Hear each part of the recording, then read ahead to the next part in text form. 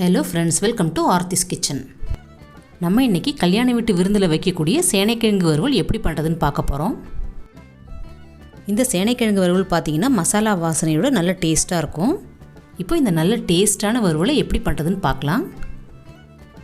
அதுக்கு நான் இங்கே 250 கிராம் சேனைக்கிழங்கை நல்லா க்ளீன் பண்ணிவிட்டு இந்த மாதிரி சின்ன சின்ன ஸ்கொயராக கட் பண்ணி எடுத்து வச்சுருக்கேன். இப்போ இந்த சேனைக்கிழங்கு மூழ்கிற அளவு தண்ணி ஊற்றிட்டு அதில் 1/4 டீஸ்பூன் மஞ்சள் பொடி, 1/2 டீஸ்பூன் உப்பு, இது ரெண்டுத்தையும் சேர்த்துட்டு நல்லா மிக்ஸ் பண்ணி விட்டுட்டு ஒரு மூடி போட்டு வேக வச்சுக்கோங்க. இந்த சேனைக்கிழங்கை ஸ்லோ ஃப்ளேமில் வச்சு ஒரு 15 நிமிஷத்துக்கு வேக வச்சுக்கோங்க. ஒரு 75% குக் ஆனால் போதும், ரொம்பவும் சாஃப்டாக வேக வச்சிடாதீங்க. இப்போ இந்த சேனைக்கிழங்கு வேகிறதுக்குள்ளே நம்ம இதுக்கு ஒரு மசாலா அரைச்சிட்டு வந்துடலாம். அதுக்கு 3 பீஸ் தேங்காய், ஒரு பாதி அளவுக்கு வெங்காயம், ஒரு சின்ன துண்டு பட்டை, ஒரே ஒரு கிராம்பு, 1/2 டீஸ்பூன் மிளகு, 1/2 டீஸ்பூன் ஜீரகம், ஒரு சின்ன துண்டு இஞ்சி, 4 பல் பூண்டு, கொஞ்சமாக பெருஞ்சீரகம், அடுத்தது கொஞ்சமாக கருவேப்பிலை. இப்போ இது எல்லாத்தையும் மிக்ஸியில் சேர்த்துட்டு கொஞ்சம் கொரகொரப்பாக அரைச்சி எடுத்துகிட்டு வந்துடலாம். அரைக்கும் போது கொஞ்சமாக தண்ணி சேர்த்து அரைச்சிக்கோங்க. இந்த மாதிரி மசாலாவை ஃப்ரெஷ்ஷாக அரைச்சி சேர்த்து செய்கிறதுனால இந்த வறுவல் ரொம்பவே நல்லாயிருக்குங்க.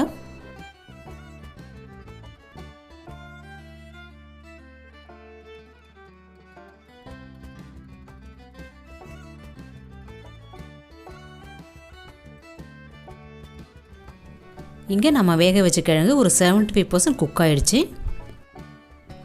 இப்போ இந்த கிழங்குலேருந்து தண்ணியை சுத்தமாக வடிச்சிட்டு கிழங்கை மட்டும் தனியாக எடுத்து வச்சுக்கோங்க. இந்த கிழங்குல கொஞ்சம் கூட தண்ணி இல்லாமல் சுத்தமாக வடித்து எடுத்துக்கோங்க. நம்ம வேக வச்சு சுத்தமாக தண்ணியெல்லாம் வடிச்சிட்டு எடுத்து வச்ச கிழங்கு இந்த மாதிரி எண்ணெயில் போட்டு கொஞ்சம் கொஞ்சமாக ஃப்ரை பண்ணி எடுத்துக்கோங்க. எண்ணெய் நல்லா காஞ்ச உடனே ஸ்டவ்வை மீடியம் ஃப்ளேமுக்கு மாற்றிட்டு இந்த மாதிரி கொஞ்சம் கொஞ்சமாக போட்டு பொரிச்சிக்கோங்க. சேனைக்கிழங்கு இந்த மாதிரி கண்டிப்பாக எண்ணெயில் ஃப்ரை பண்ணால் தான் வறுவல் வந்து நல்லா டேஸ்ட்டாக இருக்கும்.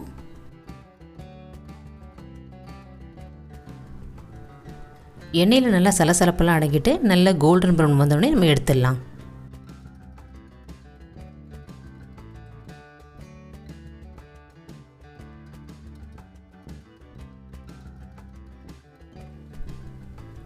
இதே மாதிரி இன்னொரு பேட்ச் ஃப்ரை பண்ணிக்கோங்க. இப்போ நம்ம சேனைக்கிழங்கு வறுவல் செய்ய ஆரம்பிச்சிடலாம். இப்போது அதுக்கு அதே பேன்லேயே ஒரு 3 டேபிள் ஸ்பூன் அளவுக்கு எண்ணெய் ஊற்றிக்கோங்க. எண்ணெய் காஞ்சோடனே அதில் 1/2 டீஸ்பூன் சோம்பு, கொஞ்சமாக கருவேப்பிலை, இதெல்லாமும் சேர்த்து நல்லா ஃப்ரை பண்ணிக்கோங்க. அடுத்தது மீடியம் சைஸில் இருக்கிற ஒரு வெங்காயத்தை இந்த மாதிரி நைஸாக சாப் பண்ணி சேர்த்து வதக்கிக்கோங்க.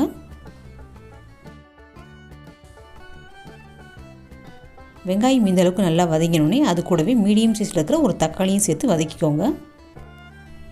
நம்ம சேர்த்த வெங்காயம் தக்காளி எல்லாம் இந்த அளவுக்கு நல்லா வதங்கினோடனே இது கூடவே காரத்துக்கு 1/2 டீஸ்பூன் மிளகாய்த்தூள், 1/2 டீஸ்பூன் தனியாத்தூள், 1/4 டீஸ்பூன் மஞ்சள் பொடி, இது எல்லாத்தையும் சேர்த்துட்டு இந்த எண்ணெயிலே லேசாக ஃப்ரை பண்ணி விட்டுக்கோங்க. இந்த மாதிரி லேசாக ஃப்ரை பண்ணி விட்டதுக்கு பிறகு நம்ம அரைச்சி வச்சுருந்த தேங்காய் மசாலா பேஸ்ட்டு இதோட சேர்த்துக்கலாம். தேங்காய் மசாலா பேஸ்ட்டு சேர்த்துட்டு அதையும் இந்த மாதிரி எண்ணெயில் நல்லா வதக்கி விட்டுக்கோங்க. அப்போ தான் ராஸ்மல் வந்து சீக்கிரமாக போகும். இந்த மாதிரி லேசாக மசாலா மிக்ஸ் பண்ணி விட்டதுக்கு பிறகு மிக்ஸி ஜாரில் கொஞ்சமாக தண்ணி ஊற்றி அதையும் இதோட ஊற்றிக்கோங்க. இது வந்து ஒரு 1/4 கப் அளவு இருக்கும்.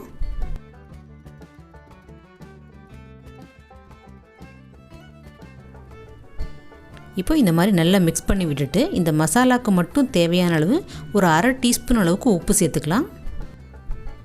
நம்ம ஆல்ரெடி கிழங்கு வேக வைக்கும் போதே உப்பு போட்டு வேக வச்சுருக்கோம்.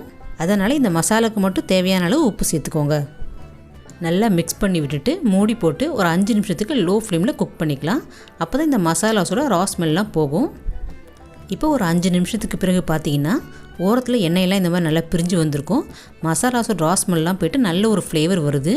இந்த ஸ்டேஜில் நம்ம ஃப்ரை பண்ணி வச்ச சேனைக்கிழங்கு இதோடு சேர்த்துடலாம். சேனைக்கிழங்கு சேர்த்துட்டு இந்த மாதிரி நல்லா மிக்ஸ் பண்ணி விட்டுக்கோங்க.